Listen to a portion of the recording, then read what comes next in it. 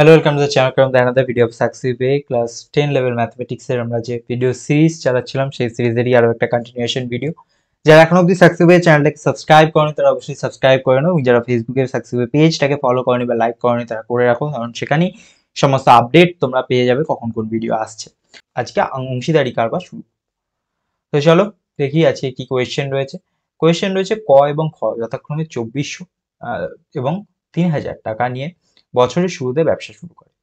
ঠিক আছে, বছরের শেষে তাদের 9000 টাকা লাভ হয়, তাহলে কে কত পায়? ক এবং খ বলেছিল 2400 টাকা নিয়েছে আর 3000 টাকা নিয়েছে। ঠিক আছে, তাহলে ফার্স্ট হচ্ছে কি আমাদের মূলধনটা আগে দেখতে হবে, এটা 2400 আর 3000। তাহলে প্রথমে আমি মূলধনের অনুপাত বার করব। ঠিক আছে, প্রথমে মূলধনের অনুপাত বার করব। তাহলে 2400 আর 3000, তাহলে অনুপাত কত হবে? প্রথমে দুটো শূন্য তো ক্যান্সেল আউট হবেই, তারপরে 3 দিয়ে কাটলে এটা 10 আর এটা 3 8 24, তারপরে 2 দিয়ে কাটলে 4, এখানে 2 দিয়ে কাটলে 5, তার মানে 4:5। এই যে অনুপাত 4:5 চলে এসছে। আচ্ছা, এইবার 9000 টাকাটা আমার মেন মূলধন। ঠিক আছে, এই 9000 টাকাটা আমার প্রফিট বা লাভ। তাহলে 9000 টাকা যদি প্রফিট হয়, আমার যদি 4:5, তার মানে মূলধন যখন ক দিয়েছে 4 আর খ দিয়েছে 5, দুজনে যখন একসাথে হয়েছে তখন আমার হয়েছে 4 + 5, তার মানে 9x। এইভাবে আমি ধরছি।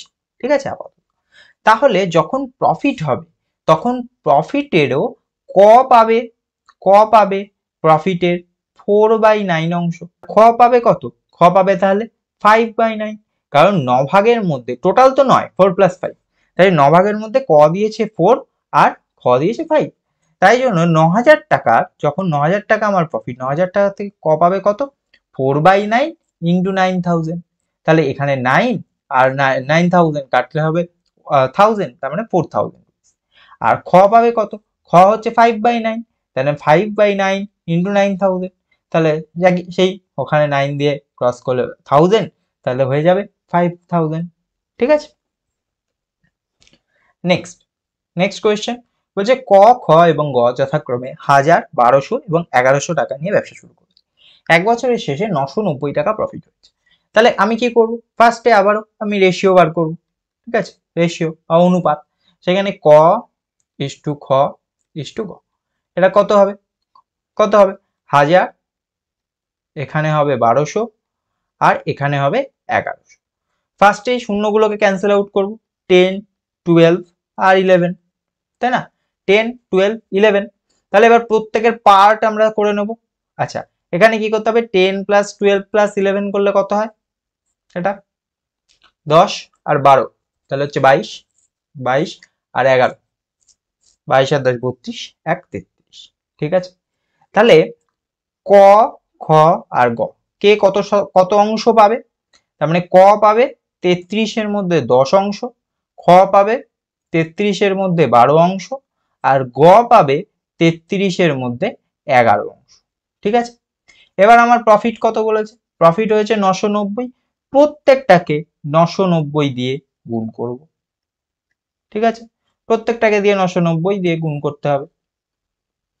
ঠিক আছে, তাহলে যদি আমি ক কত হবে? 10/33 × 990, তার মানে 33 আর 99, তাহলে এখানে থাকে 30, 30 10 300। ঠিক আছে, এইখানে ক্ষয়ের জন্য 33 আর 99 990, তাহলে এখানে থাকবে 30, তারপরে 30 × 12, 3 12 36, 36 360। আর গয়ের সেটাও সেম, এখানে 30, তাহলে এখানে 11 × 30, তাহলে 330।